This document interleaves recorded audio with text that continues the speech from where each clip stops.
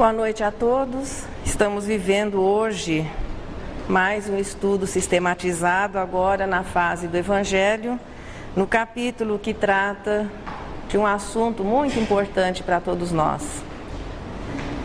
É quando a alma começa a se desvincular do sentimento, ingressando na realidade da virtude.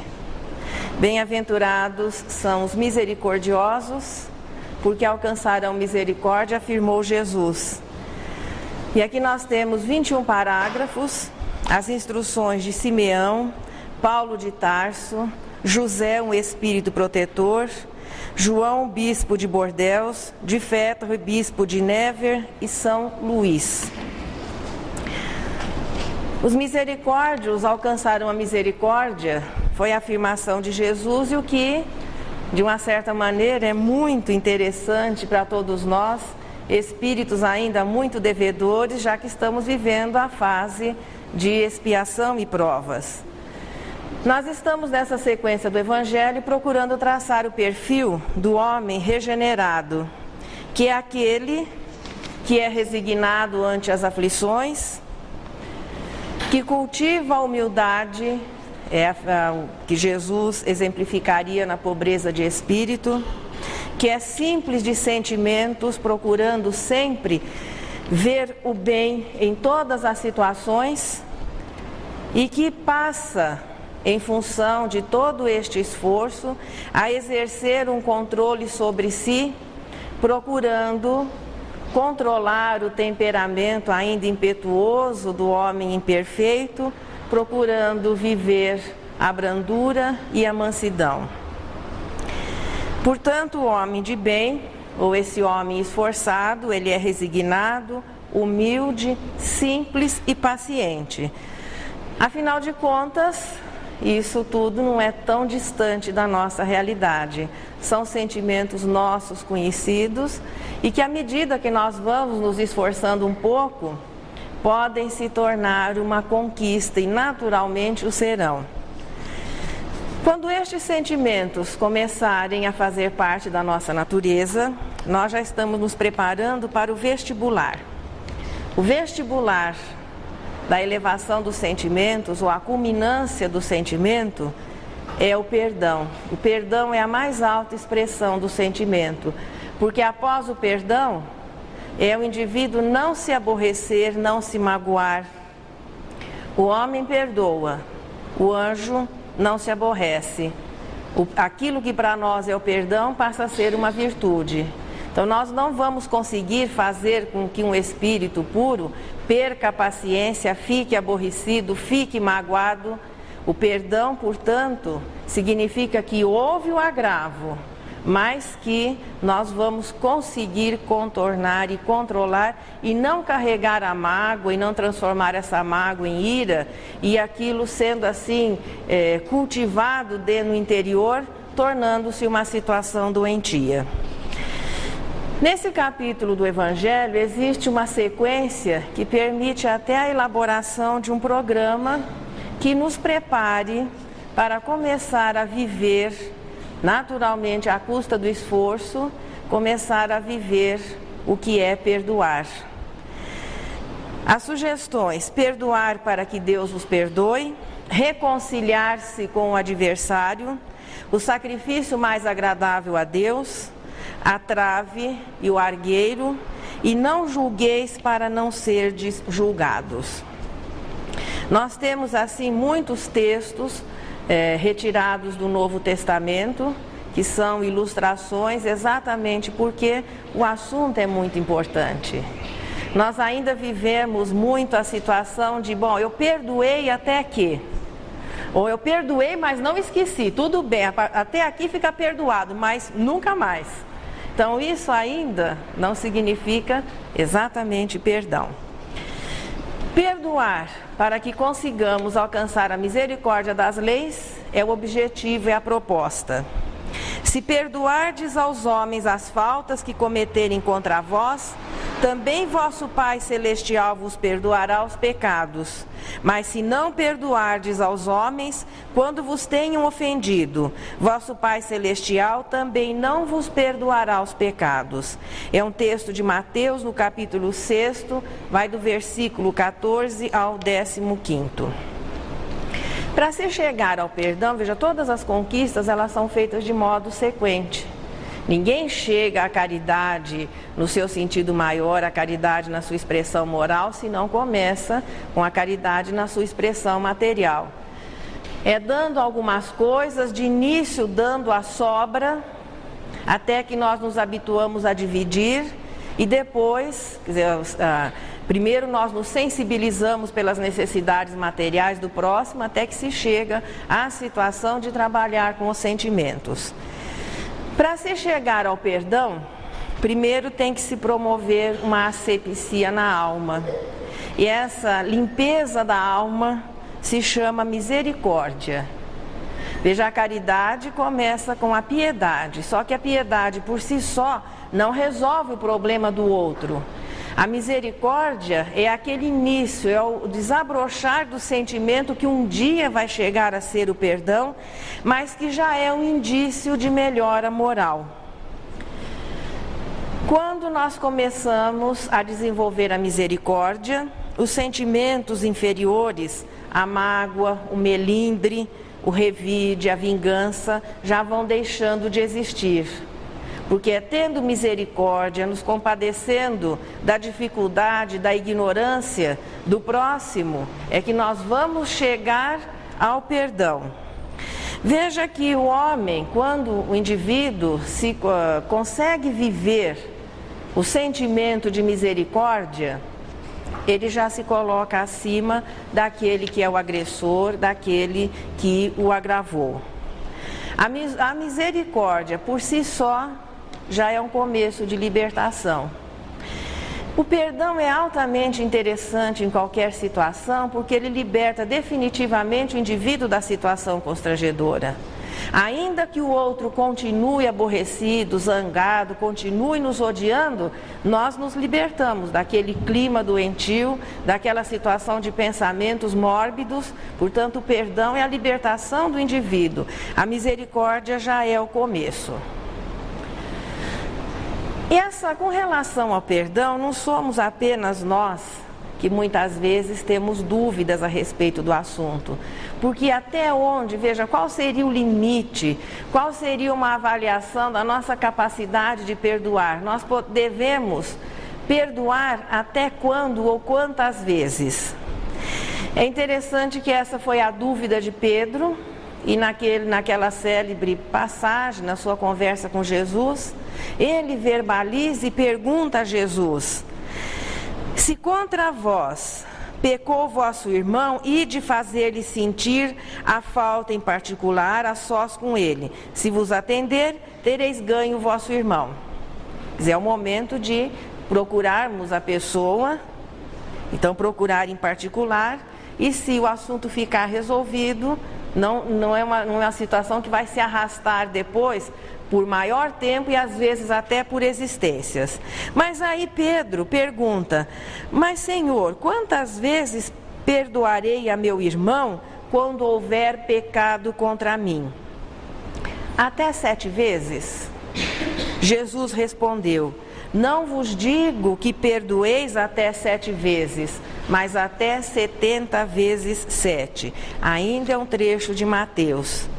Essa era a dúvida de Pedro no momento, e existia, veja, a pergunta, quando Pedro coloca em 7 vezes, existia um motivo para que ele colocasse esse número. A dúvida de Pedro também é a nossa. Mas em quantas vezes nós dizemos para a pessoa: mas eu estou cansada de te perdoar e cansei de ser bom. Em verdade, quando nós começamos a relevar, a compreender, a perdoar, quando nós notamos que estamos tendo assim um comportamento que permite assim uma compreensão maior, quantas vezes nós nos sentimos até pobre de espírito, mas ao pé da letra. Não, agora eu estou fazendo papel de bobo. Então essa é a visão ainda que se tem da compreensão do perdão. Por isso que Pedro pergunta a Jesus quantas vezes ele deveria perdoar quando fosse agravado. No Gênesis é dito, com relação lá no comecinho do Velho Testamento, com referência a Caim, quando no simbolismo do Gênesis, o primeiro livro do Velho Testamento, depois que Caim assassina o seu irmão,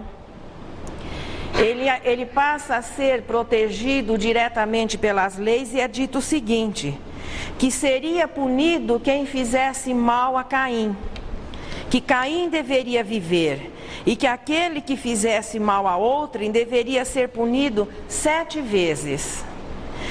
São aquelas situações interessantes porque o mesmo texto que diz às pessoas que quem fizesse mal a Caim seria punido 7 vezes, mas existia mais alguém além de Adão? Existiam Adão e Eva, segundo o texto, Abel e Caim. Caim assassina Abel, quem é que poderia, tantas pessoas poderiam querer exercer uma justiça, né? Portanto, essa história de 7 vezes tinha um fundamento, fazia parte dos textos ali considerados sagrados, que a pessoa seria punida 7 vezes se fizesse mal, no caso ali a Caim. Aí é que Pedro fica na dúvida, mas então eu tenho que perdoar 7 vezes? É quando Jesus apresenta uma conta muito grande, possivelmente Pedro não tivesse noção do que fosse 70 vezes 7.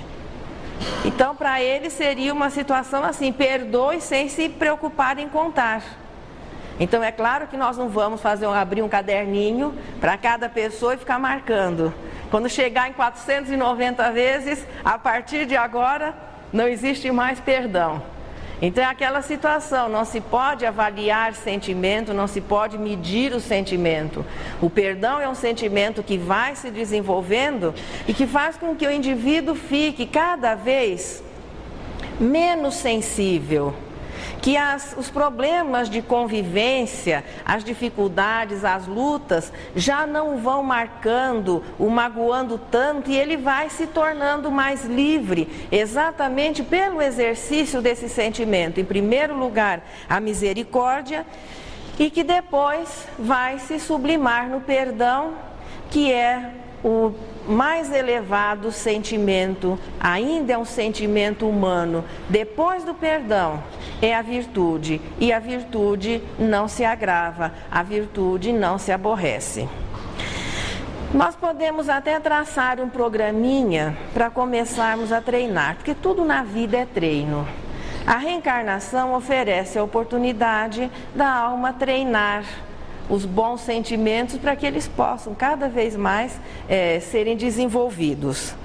Se o primeiro passo, a parte número 1 desse programa de modificação é o desenvolvimento da misericórdia, a partir do momento que a misericórdia passe a existir e que nós entendemos a importância do perdão, é procurar as pessoas com as quais nós temos problema e procurar o quê? A reconciliação. É como a piedade com relação à caridade. A piedade é um sentimento interior, ela não vai resolver o problema do outro.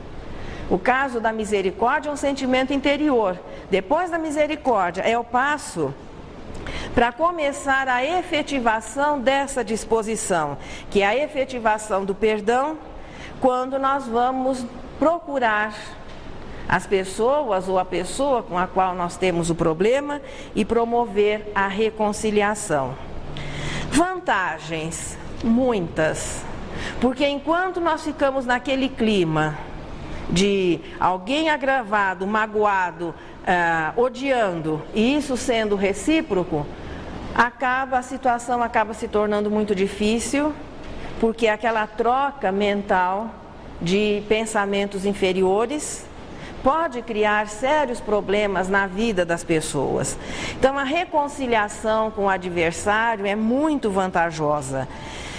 E é o que Jesus, ainda num trecho de Mateus, nos diz: reconciliai-vos o mais depressa possível com o vosso adversário, enquanto todos estáis a caminho, para que ele não vos entregue ao juiz, o juiz não vos entregue ao ministro da justiça e não sejais colocado na prisão. Digo-vos em verdade que daí não saireis, enquanto não houverdes pago o último ceitil. Aquele que perdoa em primeiro lugar, começa a viver, veja, em acordo com as leis divinas. As leis divinas, elas não são punitivas no sentido que se dá a palavra punição, mas é sempre uma oportunidade de reeducação. E Deus não se agrava pessoalmente com as nossas imperfeições, com os nossos erros, com os nossos desrespeitos. É importante que o homem tenha uma boa identificação com a divindade, porque isso é saudável para ele.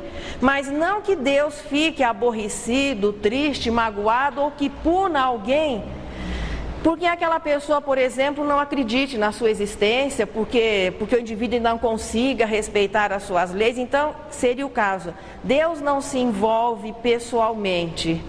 Se as leis são saudáveis e o sentimento de mágoa, de tristeza é um sentimento doentio, o perdão é altamente benéfico e ainda mais. Se nós não conseguimos, durante a existência, resolver os nossos problemas de relacionamento, quando desencarnados, carregamos os problemas conosco. E as situações não resolvidas, as mágoas, o ódio, cristalizado, é aquele sentimento que vai se cristalizando, acaba, na maioria dos casos, transformando-se num problema obsessivo. Alguém reencarna, outro continua desencarnado, não havendo perdão de nenhum dos lados, a situação pode se tornar constrangedora, difícil, arrastando-se às vezes não só por uma existência. Um espírito, claro, doente por estar magoado, por estar odiando, por estar sofrendo, ele pode se tornar uma companhia desagradável e até culminar numa situação de obsessão, naquelas fases que nós já vimos. A obsessão simples, a fascinação, chegando até a subjugação. Como é que nós podemos nos livrar dessas situações? Muito simples. Para que o problema cesse, para que aquela simbiose se desfaça, alguém tem que dar o primeiro passo. É mais fácil para o encarnado? É. Porque no momento nós gozamos do benefício do esquecimento do passado. Para aqueles que nós agravamos, que nós maltratamos, eles ainda vivem aquela situação. Aquele que está reencarnado goza desse benefício, do esquecimento do passado. Mas e como é que ele vai fazer? Nós vamos sair por aí perdoando? Seria encontrar o nosso obsessor, pedir perdão, isso resolve? É cultivar o sentimento do perdão. É durante a existência, veja, às vezes nós vamos pedir perdão por uma falta muito grave e não se consegue desculpar alguém que não nos atenda bem no balcão de uma loja, alguém que nos, às vezes até irrefletidamente, nos faça uma ofensa. Como é que nós vamos querer conseguir o perdão de uma falta grande se nós não conseguimos, muitas vezes, considerar, compreender, relevar coisas pequenas? Por isso, quando nós começamos a desenvolver o sentimento do perdão, o vínculo vai se desfazendo. E aí aquele que poderia ser um quadro obsessivo, culminando até muitas vezes numa subjugação, aquele companheiro passa a ser uma companhia até desagradável, que tente nos influenciar. Mas como a sintonia se desfez, a afinidade também vai se desfazendo e ele não consegue exatamente impor a sua vontade como faria se nós não estivéssemos empenhados, claro, no bem. E a nível dessa realidade é importante o cultivo do perdão. Por isso, a misericórdia é o primeiro sentimento a começar a ser trabalhado. Misericórdia para quem? Para com todos. Afinal de contas, nós não sabemos quem são os nossos cobradores e, portanto, não temos o direito de cobrar dos outros. Então, começando a viver, veja, trabalhar o sentimento da misericórdia no interior, vai se estabelecendo um clima de harmonia e nós vamos compreender a frase de Jesus: perdoai as nossas dívidas como nós perdoamos os nossos devedores. Porque se alguém tem que dar o primeiro passo, é aquele que compreende mais. Quem compreende dando o primeiro passo, o vínculo vai se desfazendo. E isso é um treinamento que pode e deve ser efetuado no dia a dia. Ninguém chega à plenitude das grandes demonstrações de perdão se não consegue desculpar, relevar, compreender as coisas pequenas que vão nos habilitar exatamente às conquistas maiores. Uma outra boa sugestão é não fazer o mal sob circunstância nenhuma. Já basta os problemas que nós temos de ontem para trás, sem precisar, a partir de agora, aumentar a nossa cota. Então, em circunstância nenhuma, o mal vale a pena. Se já fizemos o mal, que nos preocupemos muito com a reparação, peça desculpa, aceite o prejuízo. É aquela avaliação que Santo Agostinho sugere lá no fim do Evangelho: dívida antiga, sempre o montante é maior. Então, não deixar para amanhã o pedido de desculpas que nós podemos fazer hoje. Também de nossa parte, nos esforçarmos por desculpar, para que o sentimento interiormente comece a ser mais harmonioso, mais bonito, permitindo o quê? Uma convivência melhor. Aí nós podemos já passar para o programinha 3. Quando nós vamos orar, e Leon Denis define a prece como a mais alta expressão do sentimento. Veja, o perdão é do pensamento e o perdão é a mais alta expressão do sentimento. Vê como as coisas se entrelaçam? A oração é a mais alta expressão do pensamento. O perdão é a mais alta expressão do sentimento. Portanto, para que possamos orar, é importante que o sentimento esteja, pelo menos, razoavelmente harmonioso. A oração é um bom pensamento. Como é que nós vamos orar se os nossos pensamentos ainda, só a visão ou a lembrança do agravo, da agressão sofrida, muda o nosso interior? Muitas vezes nós estamos assim caminhando por uma rua, de repente você vê de longe alguém com quem você tem um problema. Primeira situação é dar uma olhadinha, ver se ele não me enxerga. Mas por dentro o coração já está batendo um pouquinho mais depressa, já houve uma mudança. É instintivo isso. Quando nós vamos orar, será que conseguiremos, se o nosso sentimento estiver muito sobrecarregado de mágoas, de tristeza, cobrando das pessoas situações, posições, não conseguindo relevar ou perdoar? É difícil. Por isso Jesus também não se esqueceu da importância do perdão com relação à oração, que é o momento em que o homem consegue pensar melhor. Se, portanto, quando fordes depor vossa oferência no altar, vos lembrardes de que o vosso irmão tem qualquer coisa contra vós, deixai a vossa dádiva junto ao altar e de antes reconciliar-vos com o vosso irmão, depois então voltai a oferecê-la. Jesus deixou bem claro que a oração não é um ato exterior. Então não é o fato, como a época de Jesus, a religião muito cheia de rituais, de formalismo, as pessoas imaginavam que indo ao templo, dando grandes demonstrações de que estavam orando, de que estavam em colóquio com Deus, então é a parte exterior do culto, e isso já era suficiente.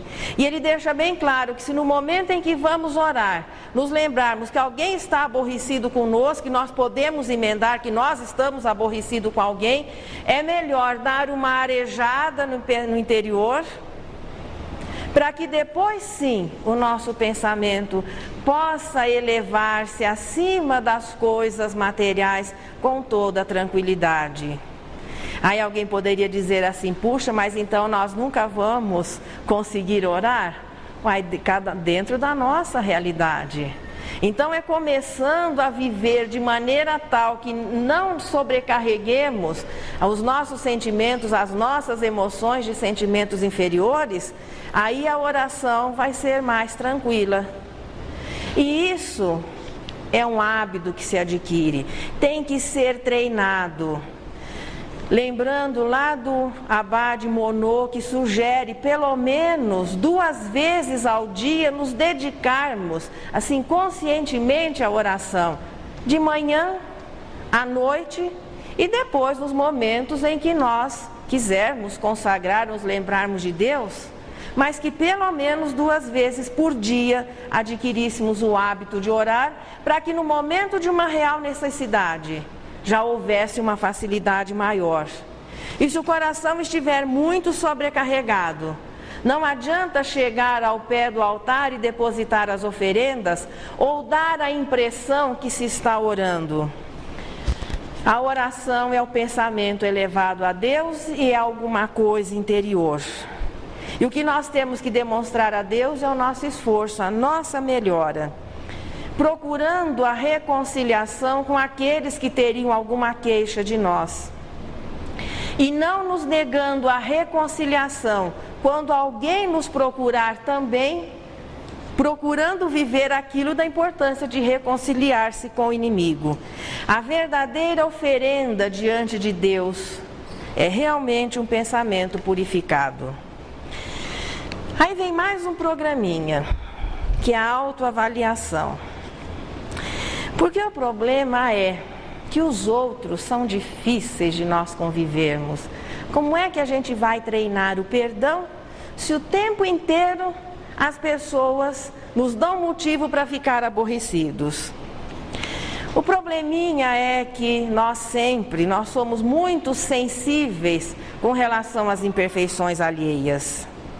E para que os defeitos do próximo não nos pareçam sempre imperdoáveis, os nossos são pequenininhos, né?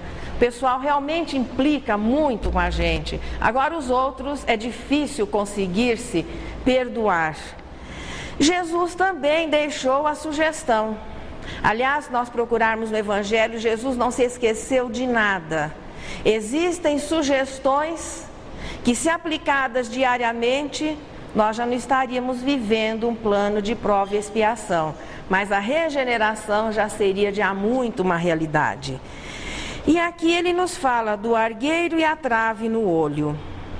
Como é que vedes um argueiro no olho dos vossos irmãos, quando não vedes uma trave no vosso? Argueiro é um pedacinho de carvãozinho. Quando existiu os trens movidos a lenha, né? O pessoal era comum entrar nos passageiros, o argueiro que vinha lá da máquina.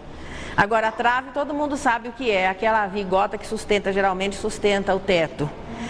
Como é que dizeis ao vosso irmão, deixa-me tirar um argueiro do teu olho, vós que tendes no vosso uma trave? Hipócritas, tirai primeiro a trave do vosso olho, e depois então, vede como podereis tirar o argueiro do olho do vosso próximo. Ainda é um trecho de Mateus. Na vida de relação, as imperfeições alheias sempre acabam por tumultuar as relações.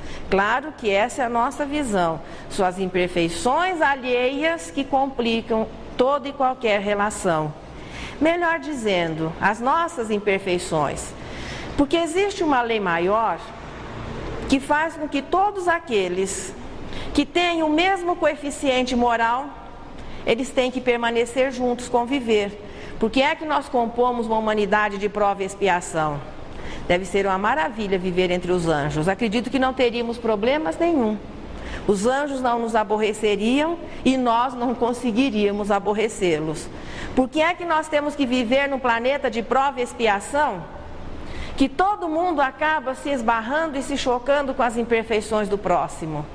Porque a lei maior diz que os afins se atraem. E essa atração é natural. Se os bons, quando se fala em afinidade, a gente imagina sempre afinidade com espíritos superiores. Os bons se atraem, os inferiores também. É que os inferiores não se suportam. Por isso é que Jesus recomendaria que nós fôssemos perdendo o hábito de anotar, de avaliar, de observar as imperfeições do próximo, aquela censura constante que chega depois às divergências, chegando à agressão. Existe até um trabalho de modificação de comportamento. Se alguém está nos aborrecendo muito, e isso às vezes está chegando àquele clímax de não se conseguir conviver, uma boa sugestão é que durante 3 semanas nós passemos assim a observar as qualidades que a pessoa tem. Ao invés de censurar aquilo que nos aborrece, durante 3 semanas a gente vai começar a realçar a qualidade que a pessoa tenha. Por que 3 semanas? Porque quem escreveu esse artigo, um artigo das seleções, parte do princípio que depois de 3 semanas a gente se acostuma com tudo. Se for para começar o regime, suporte 3 semanas. Na 4ª semana você se habituou com a nova maneira, com o novo tipo de alimentação. Se for para levantar mais cedo, faça isso 3 semanas. Na 4ª semana já se formou o hábito. Se nós vivemos sistematicamente censurando, e isso acaba sempre acontecendo com aqueles que nós convivemos, porque os que estão longe são divinos e maravilhosos. Por 3 semanas, passemos, mais de caso pensado, a realçar a qualidade que aquela pessoa que está nos aborrecendo tenha. Afinal de contas, ninguém, a nível de prova e expiação, ninguém é puro, mas também não é imperfeito total. Então é aquela mescla de bons sentimentos e ainda as dificuldades normais do ser imperfeito. Ao invés de censurar, valorize o que é positivo. Faça isso 3 semanas, que na 4ª a convivência já vai se tornando melhor. Só que essa receitinha, essa sugestão, não é para chegar em casa e passar para os outros. Todas as receitas do Evangelho são individuais.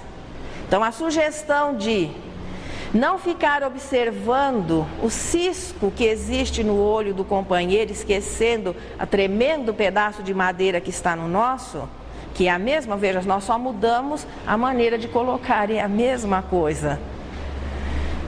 Essa receita é para ser usada por cada um de nós. Observar o mal, ainda complementando. Observar o mal acaba fazendo com que o mal se torne maior. André Luiz, em uma frase muito bonita, ele diz que o mal não merece comentário em tempo algum. Porque todas as vezes que um espírito imperfeito observa ou comenta o mal se torna maior. Quem é que já poderia comentar o mal sem que ele se tornasse pior? Apenas os bons. E os bons não fazem, porque quando o fazem a título de exemplo, eles não comentam o mal, mas eles observam a ignorância que faz com que as pessoas ainda não sejam boas. Porque a visão dos bons espíritos é que o mal é ignorância do bem. Portanto, a lei maior é realmente valorizar o positivo e não nos preocuparmos tanto em censurar o negativo e não nos preocuparmos tanto em modificar os outros. Mas a verdadeira sabedoria realmente é modificar-se a partir do autoconhecimento. Aí vem um arrematezinho final, o programa número 5. Os escribas e os fariseus lhe trouxeram uma mulher que fora surpreendida em adultério. E pondo-a no meio do povo, disseram a Jesus: Mestre, esta mulher acaba de ser surpreendida em adultério. Ora, Moisés, pela lei, ordena que se lapidem as adúlteras. Qual sobre isso a tua opinião? Diziam isto para o tentarem e terem do que o acusar. Jesus, porém, abaixando-se, entrou a escrever na terra com o dedo. Como continuassem a interrogá-lo, ele se levantou e disse: Aquele dentre vós que estiver sem pecado, atire a primeira pedra. Em seguida, abaixando-se de novo, continuou a escrever no chão. Quanto aos que o interrogavam, esses, ouvindo falar daquele modo, se retiraram, um após o outro, afastando-se primeiro os velhos. Ficou, pois, Jesus a sós com a mulher, colocada no meio da praça. Então, levantando-se, perguntou-lhe Jesus: Mulher, onde estão os que te acusavam? Ninguém te condenou? Ela respondeu: Não, Senhor. Disse-lhe Jesus: Também eu não te condenarei. Vai-te e de futuro não tornes a pecar. É um texto de João, no capítulo 8, versículos 3 a 11. Daqui nós vamos tirando mais um trechinho do nosso programa de conquista do perdão. É o não julgar. Veja que o adultério, pelas leis mosaicas, o adultério feminino, era punido com o linchamento, porque a mulher era apedrejada até a morte. Naquele momento, e nós sabemos como é difícil se conter um linchamento quando ele é iniciado, quando aquela ira explode, como é difícil ser contido. Jesus ali não fez nenhum gesto, ele simplesmente virou-se para as pessoas e disse que atirasse a pedra aquele que não tivesse nenhum pecado, considerando-se que o adultério masculino não era punido. A praça se esvazia e ficam ele e a senhora que seria apedrejada. Ele era a única pessoa no planeta Terra que poderia, naquele momento, julgá-la, condená-la ou pelo menos repreendê-la. Mas ele concede o quê? O silêncio. Ele não julgou, ele não, de maneira nenhuma, repreendeu, apenas diz o seguinte, que ele também não a condenava e sugere que a partir dali ela não cometesse novamente um outro erro. É um trecho muito bonito do Novo Testamento e aqueles que tiverem curiosidade de saber o que aconteceu depois, porque nós temos que imaginar, para a casa do marido ela não pôde voltar, para a casa do pai, se é que ela o tivesse a essa altura, também não. A sociedade não a receberia como uma adúltera. O que aconteceu com ela?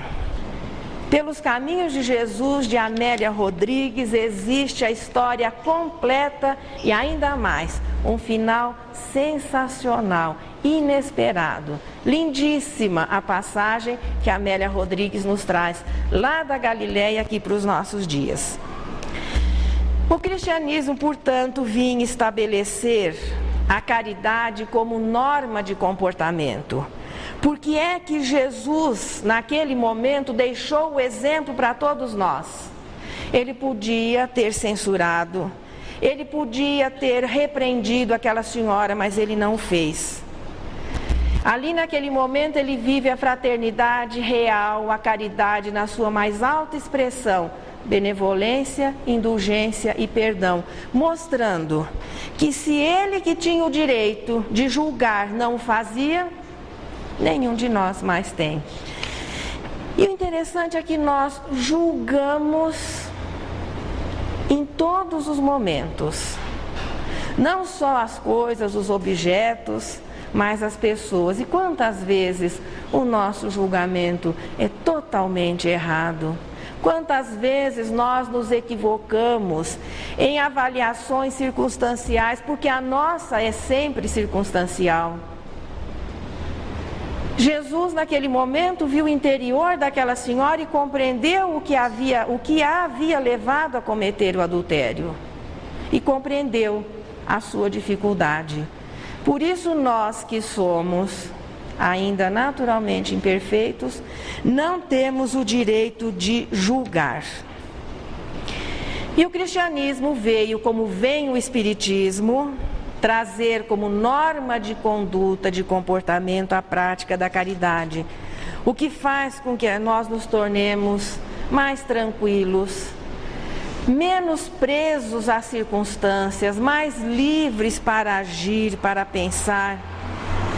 Veja que, começando essa sequência da misericórdia até o não julgar, nós vamos conseguindo desenvolver o sentimento cuja culminância é o perdão. E além do mais, ainda existe um trechinho em que é colocado o seguinte, que nós não temos o direito também, não só de julgar, mas de não comentar o mal alheio. Apenas se for numa situação extrema em que calar pode haver um prejuízo maior, que nós não temos nem o direito de julgar e nem o direito de comentar, falar nada de ninguém. Difícil, né? Porque, a bem da verdade, as conversas mais interessantes é aquela em que nós comentamos coisas dos outros. E o que é engraçado nessa vida é que quando nós sabemos que alguém comentou alguma coisa de nós, como nos sentimos injustiçados, como nos sentimos feridos. Além do dever de não julgar, o dever de não comentar o mal alheio. Esse nosso programinha é muito tranquilo. Primeiro, só para uma fixação. Eu não vou perguntar hoje, mas no nosso próximo encontro, é bom já trazer isso aqui tudo decorado. Primeira fase, a asepsia da misericórdia. E sem se cansar, aquela história, cansei de fazer o bem, não vou mais perdoar os outros. Isso não é válido. Primeira coisa é a asepsia da misericórdia. Segundo, pedir desculpas. Não existe vergonha em se pedir desculpas quando nós reconhecemos que houve um erro. O que nos impede de tomar essa iniciativa é ainda aquele sentimento antigo que se arrasta há milênios, que é o orgulho mesmo. Terceiro, procurar manter um interior purificado, bons pensamentos, porque quando nós estamos censurando, observando o próximo, os nossos pensamentos não estarão exatamente elevados. O número 4, a autoavaliação. Nós também temos defeitos. Então é muito importante que se consiga compreender isso, ser mais complacente, reconhecendo que as nossas imperfeições também são em número muito grande. E o quinto, não julgar. Além do não julgar, não comentar. É claro que ainda nós estamos muito longe da angelitude, mas não há ponto de não poder já começar de uma maneira consciente, desenvolver aquilo que vai apressar a nossa melhora. Ser caridoso não é tão difícil assim. É ser indulgente para com todos, benevolente para com as imperfeições alheias e perdoar as ofensas. Quando nós já estivermos perdoando as ofensas, tenha certeza, nós já estamos nos preparando para o vestibular da angelitude. Maria Dolores, como sempre, deixa uma mensagem carinhosa para todos nós. E hoje é uma prece. De vez em quando, as poesias de Maria Dolores, elas são verdadeiras preces. E hoje ela nos permite participar da prece que diz o seguinte: perdoa-me, Senhor, se estou cansada de meus sonhos falidos. Longe de ti, vagando estrada a estrada, nas muitas quedas de meus tempos idos. Jesus, se posso ainda despenhar-me na treva em que o passado me envolvia, que a tua previdência me desarme qualquer inclinação à rebeldia. Se ainda posso afundar-me em desalinho, replantando ilusões para frutos amargos, não me deixes a sós nos passos do caminho. Conserva-me no chão de meus próprios encargos. Se agindo ou imaginando estiver a ferir, nos gestos sem razão de que ainda me valho, guarda-me no dever, sem meios de fugir, à escravidão bendita do trabalho. Nas construções verbais a que me entrego, no anseio de encontrar tarefas benfazejas, não consintas que eu diga as sombras que carrego. Induze-me a falar conforme o que desejas. Quando eu vacile ou tente desertar da luz bendita com que me renovas, não me deixes sair de meu justo lugar, mesmo à custa de crises e de provas. Despoja-me, Senhor, da sombra que me enlaça. A minha teimosia chega ao fim. Consente-me entender o que queres que eu faça. Ajuda-me, Senhor, a esquecer-me de mim.